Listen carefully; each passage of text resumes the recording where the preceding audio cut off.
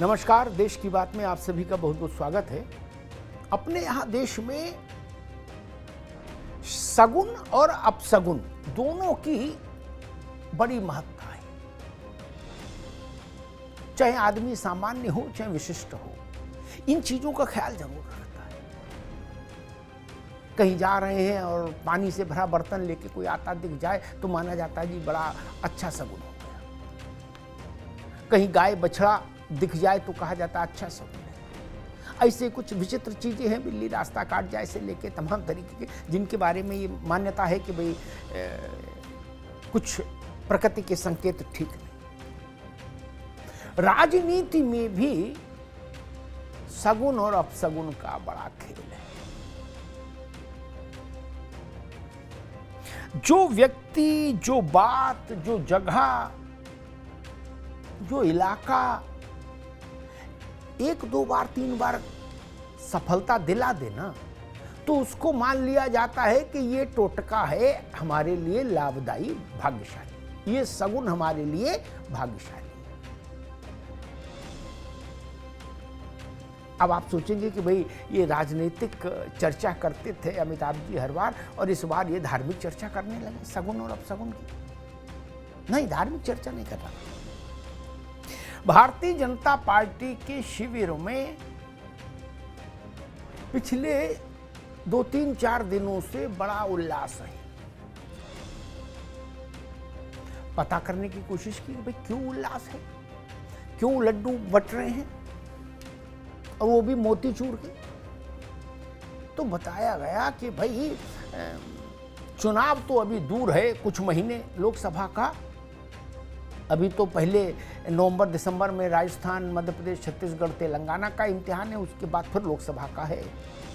लेकिन भाजपा के लिए जो व्यक्ति और जिसकी वाणी पिछले कई चुनावों में शुभंकर रही है, वो व्यक्ति नमूदार हो गया, भय प्रकट हो गया है। भय प्रकट कृपाला दीनदयाला टाइप का मामला। अब आप समझे कि नहीं समझे किसकी बात कर रहे हैं? कांग्रेस के बड़े बूढ़े नेता मणिशंकर अय्यर जी प्रकट हो गए हैं अपनी दिव्य वाणी में। इसलिए भाजपा लड्डू बांट रही है मोतीचूर के।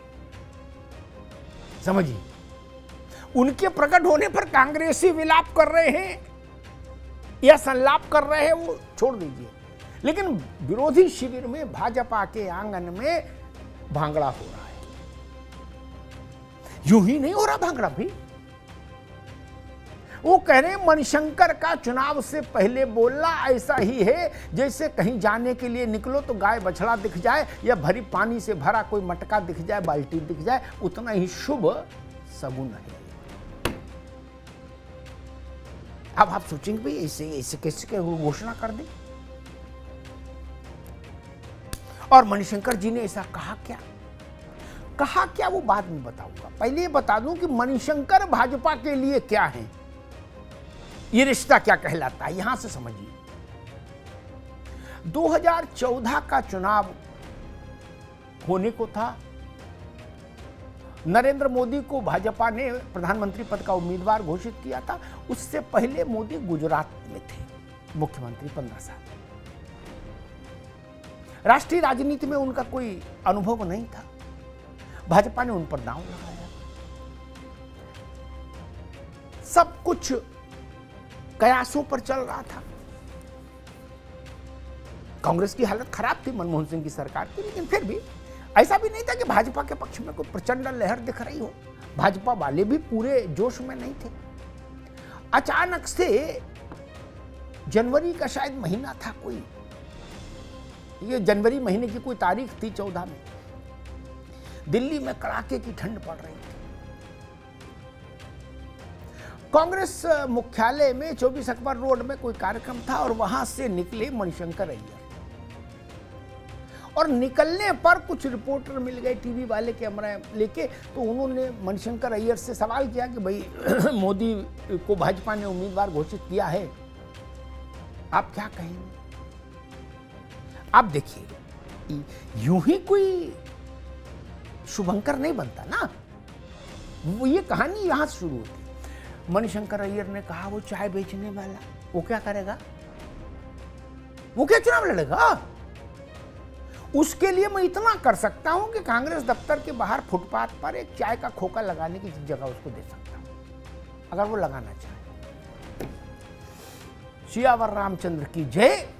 अय्यर साहब बोल के गाड़ी तक गए, भाजपा ने उस जुमले को पकड़ लिया, पूरे देश में चाय पर चर्चा करा डाली। क्या हाहाकार मच गया, चाय चाय चाय हो गई क्या? और उस चाय ने भारतीय जनता पार्टी को नरेंद्र मोदी के नेतृत्व में प्रचंड बहुमत से केंद्र की सरकार में लाकर स्थापित कर दिया। विद्वान जनों ने कहा कि भैया श्रेय अय्यर साहब को जाता है, ना उनकी जीभ पर सरस्वती विराजमान होती, ना ये चाय पर चर्चा होती। ये चाय तो कांग्रेस को ले डूबी और भाजपा के लिए अमृत हो गई। चाय ना हुई अमृत हो गई क्या? पिया और पूरी पार्टी डिस्को डांस करने लगी। मामला यही नहीं रुका। कोई एक बार में थोड़ी ना सगुन मान लिया जाएगा, और वो भी ये सगुन नहीं तो सगुन के ताबीज हो गए भाजपा के लिए। उसके बाद गुजरात में चुनाव था, मोदी केंद्र में आ गए थे, गुजरात में नेतृत्व ढीला ढाला चल रहा था भाजपा का। कांग्रेस भी पूरी ताकत से चुनाव लड़ रही थी, राहुल गांधी खुद कैंप कर रहे थे गुजरात में, अशोक गहलोत प्रभारी थे। माना जा रहा था भैया 55-45 का खेल है, 55 पर कांग्रेस दिख रही है बढ़त में, 45 में बीजेपी, ऐसा भी मान रहे। और बहुत जो बीजेपी के प्रति झुकाव रखते थे वो मान रहे थे कि 49-51 मान लीजिए। अचानक से वोटिंग से 2 दिन पहले फिर भय प्रकट कृपाला, ध्यान रखिए, मणिशंकर अय्यर जी प्रकट हुए, और प्रकट होते ही उन्होंने दिव्यवाणी में जो उच्चारित किया, वो क्या किया? उन्होंने कहा ये मोदी नीच आदमी है। ठीक हो गया काम, जय श्री राम। भाजपा में लड्डू बट गए, जलेबी रबड़ी के साथ छन गई। भाजपा के लोगों ने कहा भैया आप जीत गए। अगले दिन मोदी जी की सभा थी, उन्होंने सभा में कह दिया कि भाई हमको नीच बता रही है कांग्रेस। अय्यर साहब जो कांग्रेस के 10 जनपद के सबसे करीबी सिपहसालार है, वो कह रहे मोदी नीच है और नीच जात का है। पूरी कांग्रेस रोती पीटती बिलखती रही, दीवार में सिर मारती रही, हुआ जाना कुछ नहीं, कांग्रेस तबाह हो गई, भाजपा फिर गुजरात में आ गई। और मोदी जी ने इस जुमले को केवल गुजरात नहीं देश भर में भुनाया कि भाई कांग्रेसी तो हमको नीच बता रहे। इसकी प्रतिक्रिया हुई, कांग्रेस ने मणिशंकर अय्यर को पार्टी से सस्पेंड कर दिया, वो जान के कि अय्यर ने मरवा दिया। ठीक, अय्यर का मन कसमसाता रहा, भाई ये तो प्रकृति का खेल ही कहीं से गए। आप और क्या कहेंगे कि अय्यर और भाजपा का कुछ तो कहीं जन्मपत्री मिलती होंगे ग्रह। उस बात को लेके अय्यर का सितारा कांग्रेस में डूबता रहा, लेकिन भाजपा के लोग दिल में अय्यर के लिए सहस्त्रों शुभकामनाएं देते रहे, ढेरों आशीष, बोले भैया जी जुग जुग जियो अय्यर साहब। अब 24 का चुनाव है, उससे पहले राज्यों के चुनाव है। अय्यर साहब ने अब की पूरी किताब ही लिख दी, बायोग्राफी। वो किताब आ गई बाजार में, ठीक, 50 साल के जीवन का अपना लेखा जोखा उसमें उन्होंने, और उसमें उन्होंने फिर दिव्यवाणी से उच्चारित किया है कि नरसिंह राव कांग्रेस के प्रधानमंत्री नहीं थे। अच्छा जी, आप सुन के चौंके होंगे कि भाई ये तो कैसे कांग्रेस के थे? नहीं, अय्यर ने कहा नहीं, वो भाजपाई थे। अटल बिहारी वाजपेयी से पहले वो भाजपा के प्रधानमंत्री बने। और अय्यर ने कहा कि अयोध्या पर जो फैसला आया कोर्ट का वो गलत था। बाबरी मस्जिद वहां पर फिर से बननी चाहिए थी। और नरसिंह राव ने संविधान और कानून का पालन नहीं किया। उन्होंने भाजपाई विचारधारा से काम किया। यानी अय्यर ने इस बार अयोध्या के खिलाफ मोर्चा खोल दिया तब जब राम मंदिर बन के तैयार है और 15 जनवरी के बाद कभी भी उसका राष्ट्र को लोकार्पण होना है। और पाकिस्तान की तारीफ कर दी।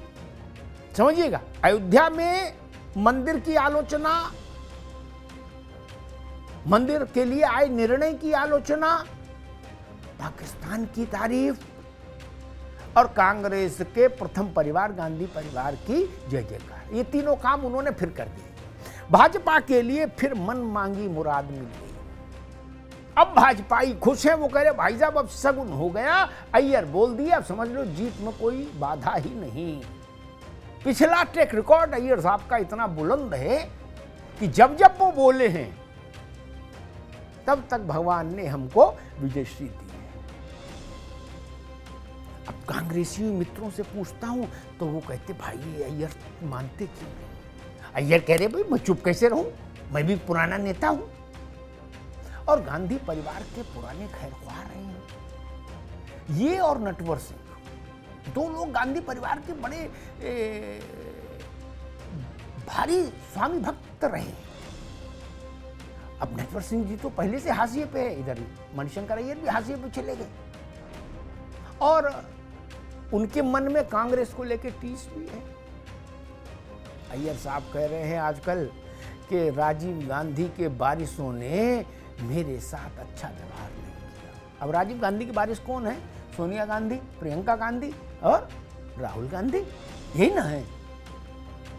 उम्र भर जिस खानदान की सेवा में समर्पण किया रहे अय्यर, अब कह रहे कि हमारे साथ उन्होंने ठीक काम नहीं किया। लेकिन भाजपाई इसमें खुश हैं कि कांग्रेस ने अय्यर के साथ क्या किया और अय्यर ने कांग्रेस के साथ क्या किया छोड़ो, हमारे लिए तो सगुन हो गया। क्या? जिन घर से निकलते समय गाय बछड़ा दिख जाए जैसा सगुन।